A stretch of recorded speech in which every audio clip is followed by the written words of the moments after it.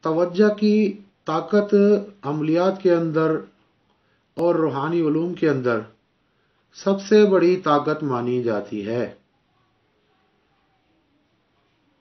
یعنی جب تک آپ جو عمل پڑھ رہے ہیں یا جو نقش لکھ رہے ہیں یا جس کے لیے لکھ رہے ہیں اس کی طرف آپ کی توجہ مضبوط نہیں ہوگی، تب تک وہ عمل کوئی خاص اثر نہیں دکھائے گا۔ ایسا دنیا میں کوئی بھی عمل نہیں ہے جو بغیر توجہ کے مکمل کام کر جائے۔ اکثر عملیات کے اندر آپ نے دیکھا ہے کہ آپ کو نقش کے اندر اعداد بھرنے کے لیے دیے جاتے ہیں، تو اس عمل کے اندر یہ بھی لکھا ہوتا ہے کہ مطلوب کا نام، اس کی والدہ کا نام لکھا جائے، پھر اس نقش پہ مطلوب کا پہنا ہوا کپڑا یا سر کے بال یا کوئی اس کا استعمال شدہ چیز، کوئی ٹیشو وغیرہ یا کوئی بھی ایسی چیز، ایون اس کے ناخن وغیرہ اس کے اندر لپیٹے جائیں، پھر اسے جلایا جائے، پھر جلاتے وقت اس کے آگے بیٹھ کے مطلوب کا تصور رکھا جائے۔ ان سب کے پیچھے اصل میں کام توجہ کا ہی ہوتا ہے۔ یعنی انسانی توجہ، انسانی سوچ کی لہریں وہ طاقت رکھتی ہیں کہ یہی سوچ انسان کو خدا سے ملا بھی دیتی ہے، یہی سوچ انسان کو شیطان سے بھی ملا دیتی ہے۔ یعنی یہ سوچ کی طاقت، توجہ کی طاقت، یہ ایک بنیاد ہے، اور جب یہ چیز مضبوط ہو جاتی ہے تو یہ انسان کے عقیدہ بن جاتی ہے، انسان کی عقیدے کی طاقت بن جاتی ہے۔ تو یہ طاقت اپنے اندر پیدا کرنے کے لیے آپ کو یہ مشقیں کرائی جاتی ہیں۔ تو یہ تو ہوگی ایک بنیادی بات۔ اب اس کا فلسفہ کیا ہے، بزرگان دین نے یہ طاقتیں کس طرح حاصل کی، کچھ مختصراً آپ کو اس کے بارے میں بتا دوں۔ آپ نے اکثر سادھوؤں کو دیکھا ہوگا کہ ان کو گیان کی یعنی دھیان مضبوط کرنے کی مشقیں کرائی جاتی ہیں، اکثر مراقب رہتے ہیں۔ اکثر بزرگان دین کے بارے میں سنا ہوگا کہ وہ بزرگان دین نے اپنی زندگی جنگلات میں، ویرانوں میں، قبرستانوں میں، انسانی آبادیوں سے دور گزاری۔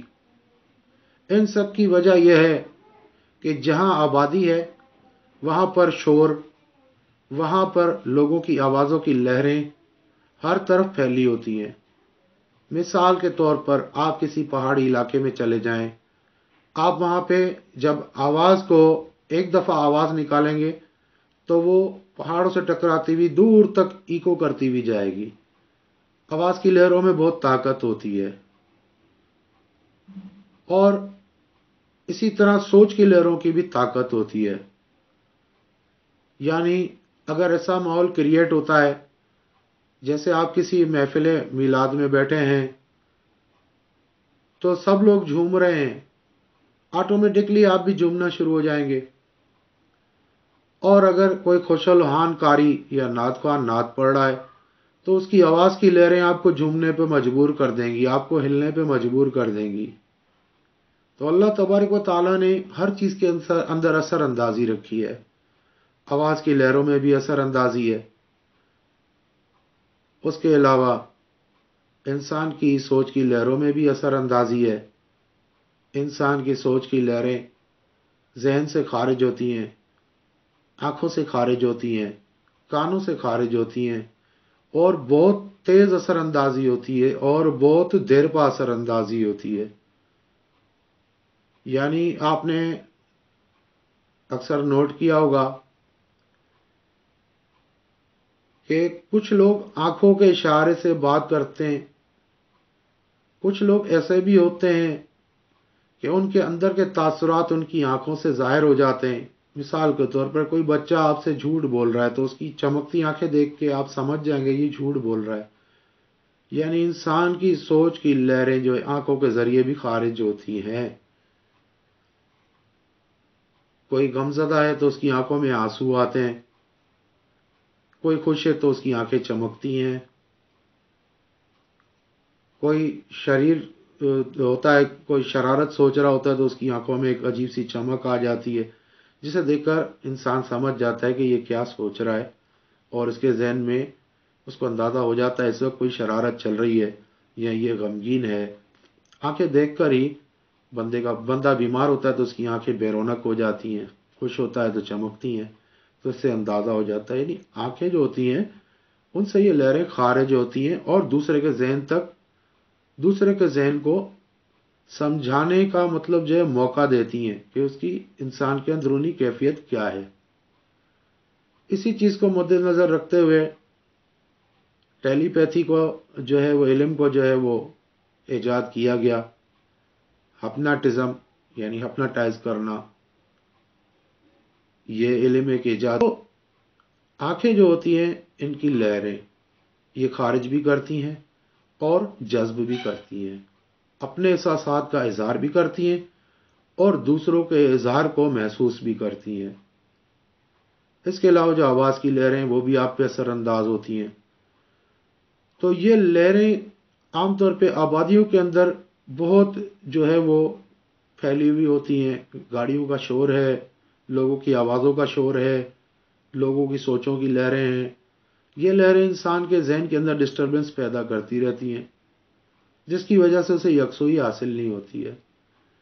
تو اکثر بزرگان دین شہروں سے باہر ویرانوں میں انسانوں سے دور، آبادیوں سے دور اس لیے اپنا جو ہے وہ پڑاؤ کرتے تھے اور وہاں پہ عبادات کرتے تھے تاکہ ذہن ان ڈسٹربنس کرنے والی لہروں سے دور رہے، ذہن کو طمانینت اور سکون حاصل ہو اور ان کی توجہ، ان کے ذہن کی توجہ اور یکسوئی اللہ تبارک و تعالیٰ کی طرف ہو۔ اور پھر جب وہ اس حالت میں ایسے ویرانوں میں، ایسے غاروں میں، ایسے سناٹے والی جگہ میں، ایسے بیابانوں میں ذکر اللہ کرتے اور اس کی تجلیات اور اس کے نور کا اور اس کی روحانیت کا ظہور ہوتا تو وہ اسے بآسانی محسوس کر لیتے، اس کے مشاہدات کر لیتے اور اس سے فیض پاتے۔ دوستو اکثر دوست شکایت کرتے ہیں ہم نے بعمل موکل کیا، ہم نے عمل کیا لیکن ہمیں تو کچھ محسوس نہیں ہوا، کوئی موکل نہیں آیا، کوئی روحانیت، کوئی روشنیاں، کوئی ایسی خوشبو، کوئی ایسی چیز محسوس نہیں ہوئی۔ تو یہی وجہ ہے جو میں نے بیان کی اپنی گزشتہ بات میں کہ ہمارے ہاں ڈسٹربنس پیدا کرنے والی ایسی لہریں جو گھروں میں بیٹھ کر ہمیں ہمارے احساسات کو ڈسٹرب کرتی ہیں۔ موکلات، روحانیت اور نور الہی اتنا لطیف ہے، اتنا ہلکا اور نرم ہے کہ یہ تب تک سمجھ میں نہیں آ سکتا ہے جب تک آپ کے احساسات آپ کی آنکھ نہ بن جائے۔ یعنی آپ کی آنکھ، آپ کا ذہن، آپ کا جسم مکمل ہر قسم کی کثافت سے پاک ہو اور اتنا لطیف ہو کہ آپ اس لطافت کو محسوس کر سکیں۔ تو اس لطافت کو پیدا کرنے کے لیے ہی بزرگان دین اور اولیاء کرام آبادیوں سے دور اپنی مشقیں، اپنی ریاضتیں کرتے تھے۔ حضور غوث پاک نے کم و بیش 30 سال جنگلات میں ریاضت کی، عبادت الہی کی، آبادی سے دور رہے۔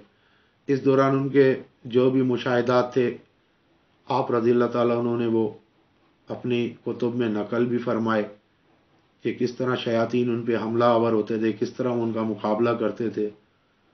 تو یہ سب چیزیں اسی وقت سمجھ میں آ سکتی ہیں کہ جب ہم بزرگان دین کے دیے ہوئے طریقے پہ عمل کرتے ہوئے اس دنیا کی کثافت سے دور جائیں اور لطافت میں جا کر پھر ہمیں یہ محسوس ہوگا، ہمیں پتہ لگے گا کہ وہ لطیف مخلوقات، وہ اس چیز کے لیے دیکھو ہر مذہب میں اپنا ایک طریقہ کار ہے۔ دنیا کا کوئی مذہب روحانیت سے خالی نہیں ہے، ہر مذہب کے اندر اپنے اپنے طریقے سے۔ اب یہ ایک الگ بات ہے، کوئی اللہ تبارک و تعالیٰ کی نور کا متلاشی ہے تو کوئی شیطان کی شیطانیت کا متلاشی ہے، لیکن یہ ایک باطنی طریقہ کار جو ہے وہ سب کے اندر رائج ہے۔ ان کے اصول و قواعد ہیں، ان کے اندر بھی قدیم طریقوں سے یہ جو ہے وہ چلا کشی یا تقریباً گوشہ نشینی ہر مذہب کے اندر ایک روحانی پہلو رکھتی ہے۔ گوشہ نشینی آپ کو دنیا کے خیالات سے دور کر کے اور آپ کو ایک دوسری دنیا کی طرف لے جاتی ہے، جس کو ہم احساسات کی دنیا کہتے ہیں، محسوسات کی دنیا کہتے ہیں۔ اکثر ایسے لوگ آپ نے دیکھے ہوں گے جو پیدائشی طور پہ ہماری نظر سے بھی ایسے لوگ گزرے ہیں کہ بچپن سے ہی ان کو جو ہے وہ غیر مرئی مخلوق جو عام انسانوں کو نظر نہیں آتی ان کو نظر آ جاتی ہے۔ اکثر ایسے بچے آتے ہیں ان کو حاضرات کرائی جاتی ہے تو ان پہ حاضرات ظاہر نہیں ہوتی، لیکن کچھ ایسے بڑے آ جاتے ہیں جن کو فوراً حاضرات نظر آنا شروع ہو جاتی ہے۔ تو یہ بھی ایک قدرت کا ایک نظام ہے کہ اللہ تعالیٰ نے کئی لوگوں کے اندر پیدائشی طور پہ جو ہے وہ حساسیت حد سے زیادہ دی ہوئی ہوتی ہے، یعنی وہ اوور سینسٹیو ہوتے ہیں، بہت حساس لوگ ہوتے ہیں، اور ایسے لوگ اکثر غصے والے بھی ہوتے ہیں اور بہت حساس طبیعت کے فوراً رو پڑتے ہیں۔ تو اس حساس سینسٹیو لوگ جو ہوتے ہیں ان کے اندر احساسات بہت طاقت رکھتے ہیں، ان میں محسوس کرنے کی بہت حس ہوتی ہے، طاقت ہوتی ہے۔ تو یہ لوگ جو ہے ان کے اندر ان کی سینسٹیوٹی ان کو جلدی روحانیت کے عروج پہ پہنچا دیتی ہے۔ اکثر لوگ جن کا برج پائسس ہے، ستارہ مشتری ہے، برج عقرب ہے، اور ستارہ ان کا جو مریخ ہے، اور جن کا برج سرطان ہے، ایسے لوگوں میں سینسٹیوٹی بہت پائی جاتی ہے، زبردست قسم کی سینسٹیوٹی، اور میڈیٹیشن جو جن کے اندر موجود ہوتی ہے یا معمول بننے کا جن کے اندر طاقت ہوتی ہے، ان کا تعلق پائسس یعنی برج حوت سے ہوتا ہے،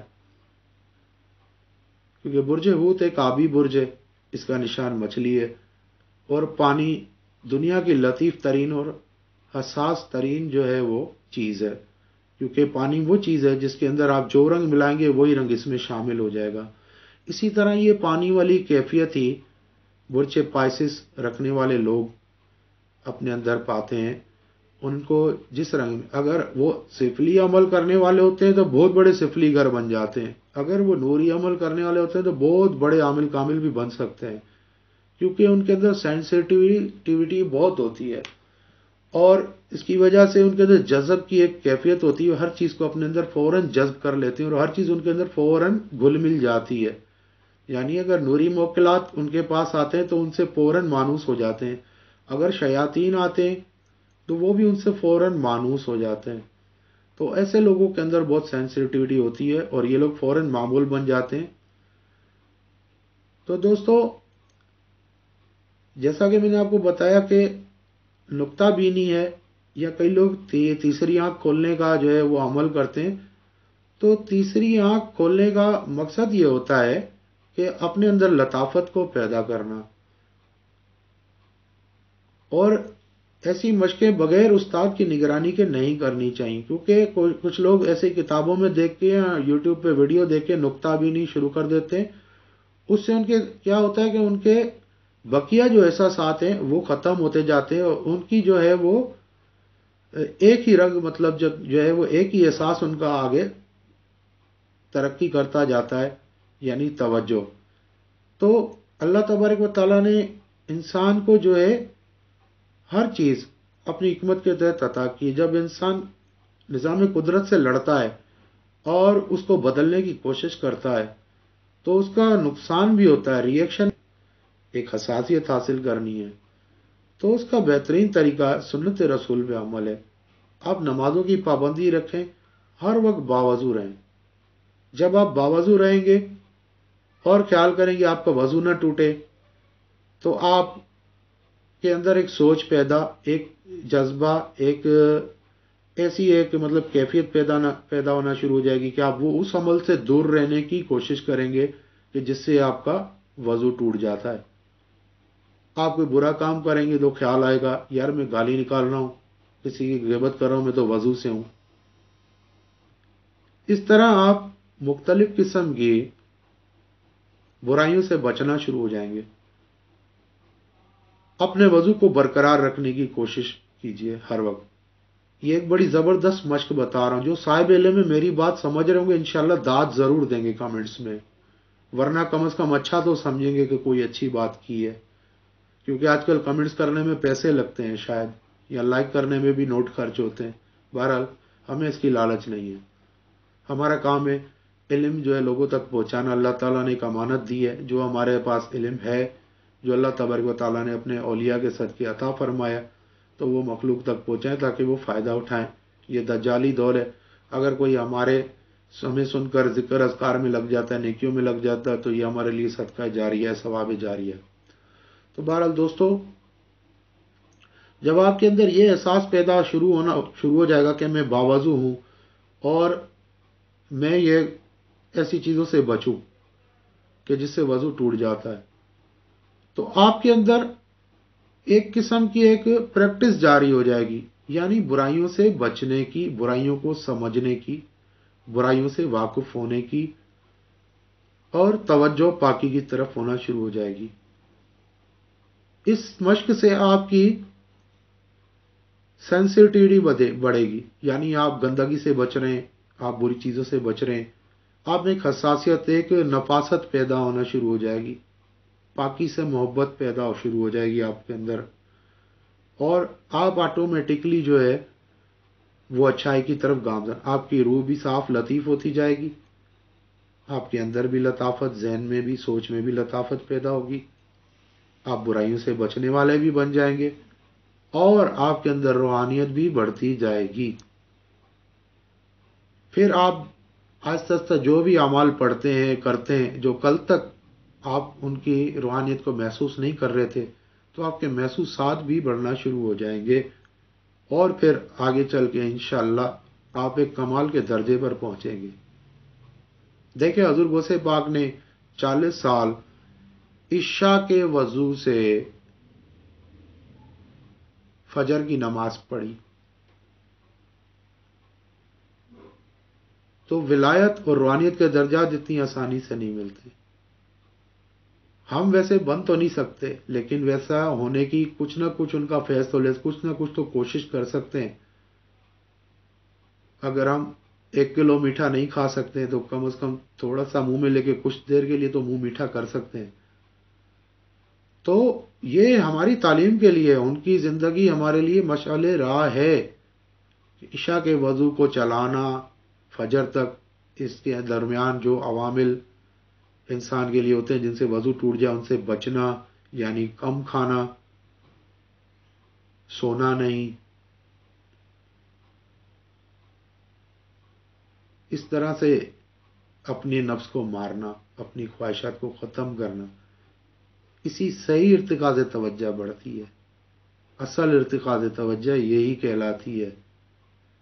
تو یہ جو میڈیٹیشن کی مشقیں وغیرہ ہیں، یہ ہوں گی بالکل، میں انکار نہیں کرتا، لیکن جو یہ طریقہ میں آپ کو بتا رہا ہوں، انشاءاللہ آپ کر کے دیکھیں، مجھے دعائیں دیں گے، آپ کو بہت پسند آئے گا انشاءاللہ. اسی طرح روحانیت کی معلومات لے کر آپ کی خدمت میں حاضر ہوتا رہوں گا. کوئی کمی کوتاہی ہو جائے تو معاف فرما دیجیے گا. اللہ تبارک و تعالی آپ کو، ہم کو عمل کرنے کی توفیق عطا فرمائے، تمام مسلمانوں کو روحانیت سے مالا مال فرمائے، شیاطین سے اپنی حفاظت میں رکھے، شیاطین کی شر سے بچائے، جادو ٹونا، بھوت پریت، آسیب، نظر بد سے اپنی امان میں رکھے. دعا میں یاد کیجیے گا. السلام علیکم ورحمۃ اللہ وبرکاتہ.